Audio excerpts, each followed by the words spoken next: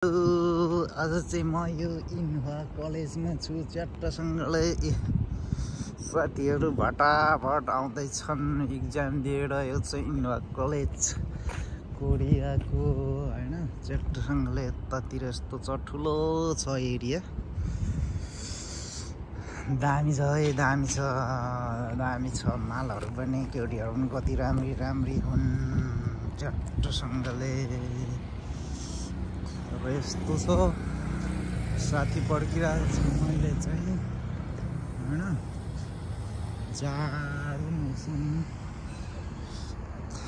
यस्तो छ, एरिया चाहिँ एकदम बबालै ठुलो छ यार। पातहरू हरियाली हरियाली हरियाली।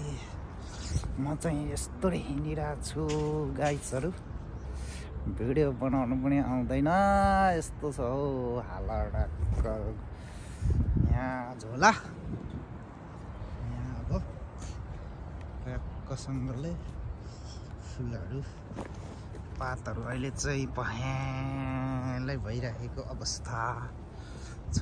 यसरी फडफड फडफड पातहरू। विद्यार्थीहरू निस्किसके। यो कलेजमा चाहिँ हेलिकप्टर, कोरियन प्लेन, यो प्लेन ट्याक्कसँगले यही बनेको हो यही कलेजमा, इन्भा टेक्निकल कलेजमा। रुखहरू जाडोले रातै भइराखेको अवस्था चाहिने। म चाहिँ यसरी हिँडेको अवस्था।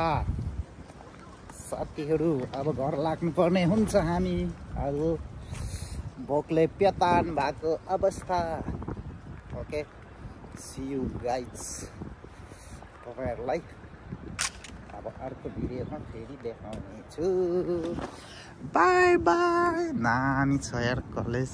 अब यसरी मान्छेहरू सबै इक्जाम दिएर आफ्नो आफ्नो घरतर्फ लागिसके। अब म पनि घर लाग्नुपर्ने हुन्छ।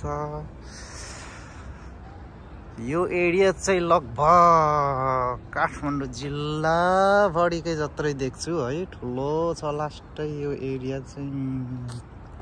माथि कहाँदेखि कहाँसम्म बबालै छ हो।